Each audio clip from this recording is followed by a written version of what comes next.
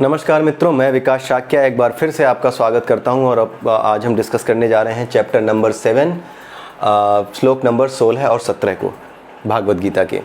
ठीक है, लेकिन उससे पहले हर बार की तरह मैं आपको बता दूं कि परा अपरा प्रकृति के 24 तत्व, मन बुद्धि अहंकार और हमारे शरीर के 5 कोश, किस तरीके से हमारा शरीर हमारे मनोमय कोश द्वारा यानी हमारे मन द्वारा प्रभावित होता है, किस तरह से ये भौतिक इच्छाओं की तरफ भागता है और किस तरीके से ये भीतर की ओर यानी ईश्वर के ज्ञान की ओर जा सकता है। इन सब के विषय में जो साइंटिफिक पोर्शन है, साइंस का पोर्शन है भागवत गीता का, जो 13वें से 18वां चैप्टर है, उसको समझे बिना आपको भागवत गीता के श्लोक समझ में नहीं आएंगे, खास करके 13वां चैप्टर जिसमें ये समझाया गया है।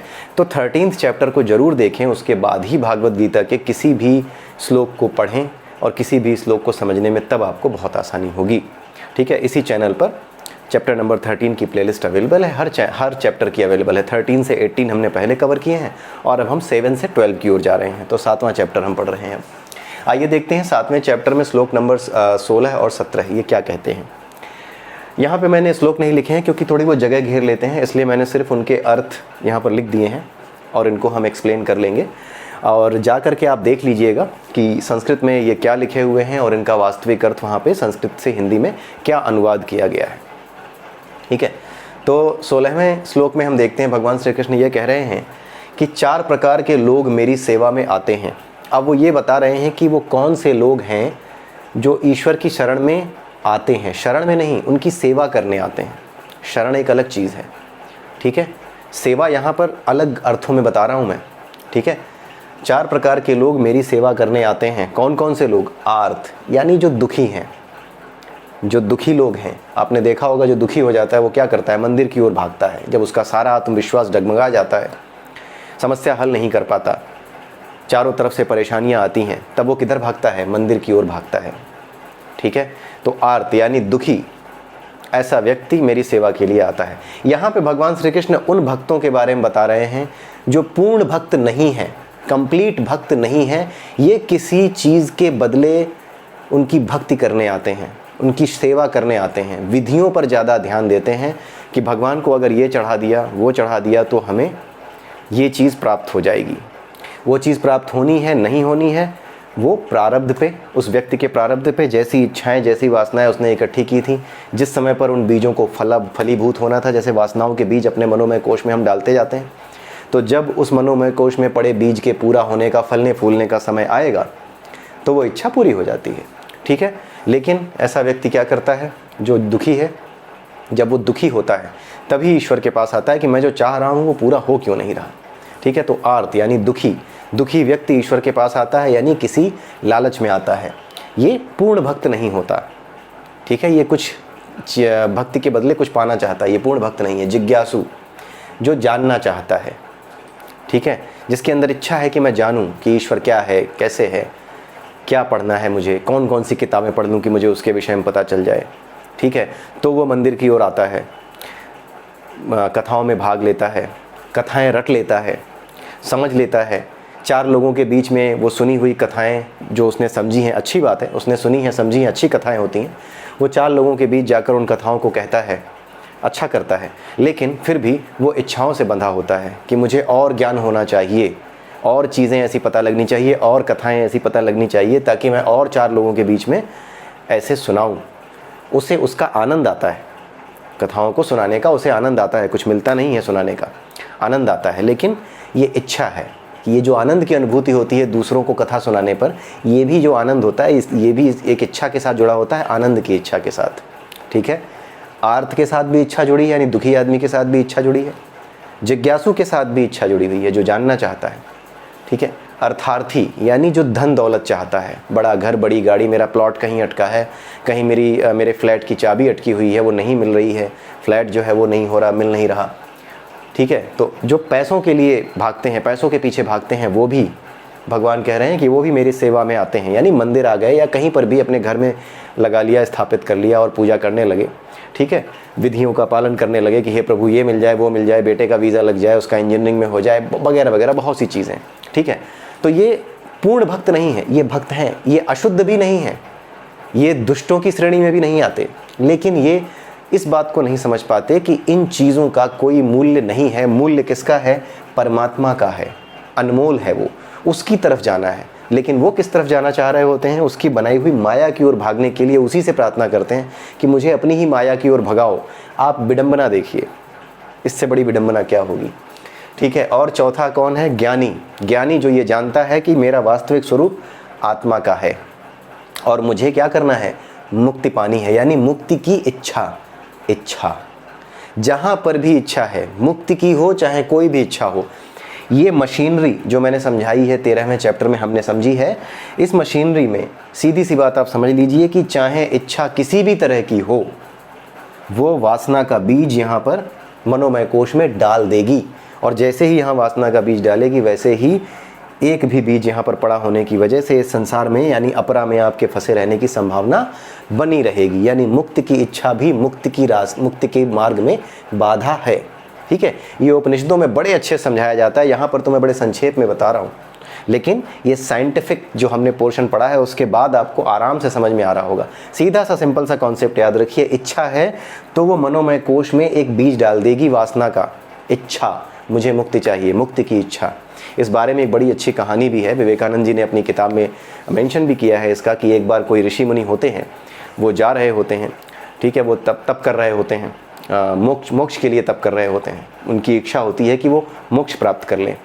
ठीक है। और एक साथ में एक बेवकूफ़ सा जो है आदमी होता है, बगल में वो जो है उछल कूद कर रहा होता है, पेड़ से फल तोड़ के खा रहा होता है, कभी कुछ कर रहा होता है, कभी कुछ उल्टी सीधी हरकतें बंदरों की तरह कर रहा होता है। उसी समय नारद मुनि वहाँ से निकलते हैं। तो नारद मुनि को देख करके वो ऋषि प्रणाम करते हैं और उनसे कहते हैं कि नारद मुनि आप कहाँ जा रहे हैं? उन्होंने कहा कि मैं बैकुंठ जा रहा हूँ, यानी परमात्मा से मिलने जा रहा हूँ। ठीक है। तो उन्होंने बोला कि आप वहाँ मिलने जा रहे हैं तो आप उनसे पूछ लीजिएगा और जब वापस आइएगा तो मुझे बताइएगा कि मेरी मुक्ति कब तक हो पाएगी। ये उस ऋषि ने पूछा कि मेरी मुक्ति कब तक हो पाएगी। ठीक है। और दूसरा जो था, पागलों की तरह जो हरकतें कर रहा था, उसने भी पूछा कि आप जा रहे हैं तो पूछ कर आइएगा कि मेरी मुक्ति कब तक होगी। ठीक है। तो नारद मुनि गए, पूछ करके आए, पूछ करके आकर के इन्हों बताया। सबसे पहले इनको बताया, जो ऋषि मुनि थे बहुत गहन तपस्या कर रहे थे और वो उसको बेवकूफ़ समझ रहे थे, जो पागलों की तरह उछल कूद कर रहा था, गाने गा रहा था, मस्त था, भजन गा रहा था, ईश्वर की आराधना में लगा था, लेकिन पागलों जैसी हरकतों में लगा था। ऋषि को बताया। ऋषि ने सुना कि जो है वापस आए हैं तो उन्होंने पूछा कि बताइए ज़रा क्या बताया। तो उन्होंने कहा कि 4 जन्म और लगेंगे आपको, जिस तरह से आपकी स्पीड है उस हिसाब से 4 जन्म और लगेंगे। तो दुखी हो गए ऋषि। उन्होंने कहा अरे ये क्या है, इतनी मेहनत की, मोक्ष प्राप्ति ही तो जीवन का मुख्य उद्देश्य है, इतनी मेहनत की, इतना कुछ किया, फिर भी ईश्वर मुझे अपनी शरण में नहीं लेगा। ये दुखी हो गए, वहीं उठ गए और जितना साधना, जितना तप था, जितना उन्होंने ज्ञान अर्जित किया था, वो सारा बल उसी समय चला गया और उनकी यात्रा और बड़ी होने लगी, और बड़ी हो गई, उनकी यात्रा और बढ़ गई। ठीक है। वहीं दूसरा जो पागल सा था, उसने पूछा कि कब तक होगी मेरी मुक्ति। तो नारद जी ने कहा कि तुम्हारी तो 4000 जन्मों के बाद होगी। उसने कहा अरे वाह, बस इतना? ठीक है, 4000 जन्मों के बाद नहीं, जितने इस पेड़ में पत्ते लगे हैं ना, इतने जन्म ले लोगे तब तुम्हारी मुक्ति होगी। उसने कहा बस इतने ही, बस। और खुशी में नाचने लगा। ये ईश्वर का भक्त जो कि खुशी में पागलों की तरह नाच रहा था कि बस इतना ही लगेगा, वो मुक्त हो गया। ये एक मेटाफरिक वे में एक्सप्लेन की गई एक कहानी है इस कॉन्सेप्ट को समझने के लिए कि मुक्ति की वासना यानी मुक्ति की इच्छा भी मुक्ति के रास्ते में बाधा बन जाती है। क्यों? क्योंकि आपको इच्छा है तो वो दुख पहुंचाएगी। जहां इच्छा है वहीं दुख पहुंचाएगा। आपकी इच्छा है मैं मुक्त हो जाऊं, नहीं हो सकते, कहीं से पता लगे नहीं अभी और टाइम लगेगा, बस आप दुखी हो गए, अरे यार ये जीवन तो बेकार हो गया। कुछ बेकार नहीं होता। तो जब इस तरह की वासनाएं, जब इस तरह की इच्छाएं चाहे कहीं से आए, इस मशीनरी को आप अच्छी तरह से याद रखिए, जहां इच्छाएं हैं वहीं वासनाएं अपना बीज मनोमय कोश में डाल देंगी और जैसे ही वो डाल देंगी आप इसी अपरा में फिर अटक जाओगे। ठीक है। तो ये सभी लोग कौन होते हैं? जो इच्छाओं से घिरे हुए हैं। ऐसा ज्ञानी जो इच्छाओं से घिरा हुआ है कि मुझे मुक्ति चाहिए, जो ये जानता है कि आत्मा ही मेरा वास्तविक रूप है, फिर भी उसकी इच्छा क्या है? मुक्ति चाहिए। अर्थार्थी, ये तो जान ही रहे हैं आप। आर्थ जो दुखी है चारों तरफ से, किसी को आप अच्छी बातें बताइए नहीं सुनता, कहता है अरे ठीक है। लास्ट में जब वो सब तरफ से हार जाता है, परेशान हो जाता है, फिर किसी ऐसे व्यक्ति के पास आता है, मंदिर में आता है जहाँ पंडित जी से बात करता है या कोई ज्ञानी व्यक्ति उनसे बात करता है, वो उसको जीवन के सूत्र देते हैं कि थोड़ा धैर्य रखो, थोड़ा ये करो। थोड़ा ईश्वर का ध्यान करो, मेडिटेशन करो, सब कुछ करो, तब वो क्या करता है, वो उन विधियों को पालन करना शुरू करता है, उसे आराम मिलना शुरू होता है। जैसे ही आराम मिलता है वापस वो भूल जाता है। ठीक है, तो आर्त यानी दुखी, ये उनके बारे में कहा गया, इसीलिए भगवान श्री कृष्ण उनके बारे में बता रहे हैं जो कि शुद्ध भक्त नहीं है। उन्होंने कहा कि 4 प्रकार के लोग मेरी सेवा में आते हैं, जो दुखी हैं, जो इच्छा रखते हैं जानने की, लेकिन उस ज्ञान में भी वो आनंद में अटक जाते हैं। और ज़्यादा जानना किस लिए है, ताकि और ज़्यादा उन्हें आनंद आए। ठीक है, तो इसलिए वो जिज्ञासु जो होते हैं, जानने की इच्छा रखने वाले, और ज़्यादा जानने की इच्छा रखने वाले भी अपने अंदर एक वासना का बीज डाल लेंगे। जब तक वो बीज आपके मनोमय कोश में है, तब तक आप इस अपरा में अलग अलग रूपों में जन्म लेते रहोगे। अच्छे कर्म है तो मनुष्य के रूप में, मनुष्य के लायक प्रवृत्ति है तो मनुष्य के रूप में, जानवर जैसी प्रवृत्ति है तो जानवर के शरीर में, अर्थार्थी जो धन की इच्छा रखते हैं। तो ये चारों बताए गए हैं, और इन चारों के बारे में ये कहा गया है कि ये लोग पूरे भक्त नहीं होते, पूर्ण भक्त नहीं होते, ये किसी इच्छा की वजह से भक्त होते हैं, इनकी कुछ इच्छाएं अटकी होती हैं, इस वजह से ये भक्त होते हैं। लेकिन जब ये किसी ऐसे व्यक्ति के संपर्क में आते हैं, भाई ये मंदिर तो जाएंगे, किसी ऐसी जगह तो जाएंगे जो आध्यात्मिक है, जो धार्मिक है, ऐसी जगहों पर इनको कई बार ऐसे लोग मिल जाते हैं जो इन्हें बता देते हैं कि तुम्हारी इच्छाओं का कोई मतलब नहीं है, न तुम्हारी इच्छाएं तुम्हारे जीवन का वास्तविक उद्देश्य हैं, तुम्हारे जीवन का वास्तविक उद्देश्य है ये। ठीक है, अपने वास्तविक स्वरूप को पहचानना, यानी अपने आप को आत्मा के रूप में जानना। जब उन्हें ये चीज़ मिलती है और उन्हें ये समझा दिया जाता है कि तुम बार बार दुखी क्यों हो जाते, क्योंकि ये सारे लोग ना बार बार इसी कंडीशन में आ जाते हैं। आर्त यानी दुखी, जब दुख उसका ख़त्म हो जाता है फिर वो भाग जाता है।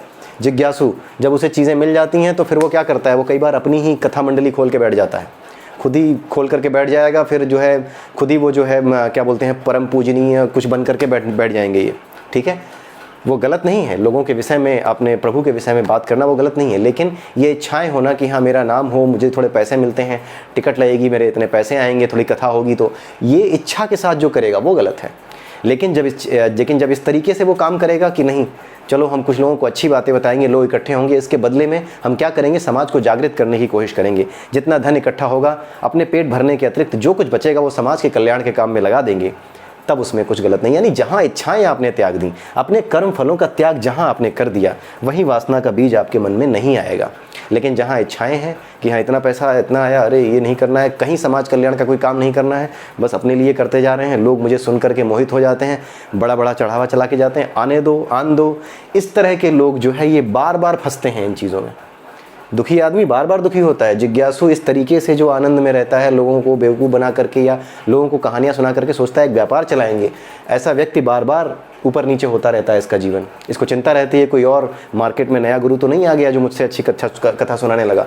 अर्थार्थी पैसे आते जाते रहते हैं, ये फिर वापस इसी स्थिति में आ जाता है। ज्ञानी ये यहाँ पे अपनी इच्छाओं की वजह से बैठा रहता है कि मुझे मुक्त होना है, जब उसको पता लगता है कि मैं फिर अटक रहा हूँ या फिर मेरे अंदर अहंकार आ रहा है, कुछ आ रहा है, फिर चिंता में पड़ जाता है। तो ये इनकी स्थितियाँ ऊपर नीचे होती रहती हैं। तो ये पूर्ण भक्त नहीं है। पूर्ण भक्त वो है जिसकी स्थिति एक जैसी रहती है, जो ये जानता है दुख, ज्ञान, धन ये सब अपने आप आते और जाते रहेंगे। जितना मेरी वासनाओं ने पिछले जन्म में इकट्ठा किया होगा या इस जन्म में इकट्ठा किया होगा, जब भी उनके फलीभूत होने का समय आएगा वो अपने आप मुझे मिलेगा। वो समर्पित होता है ईश्वर के प्रति।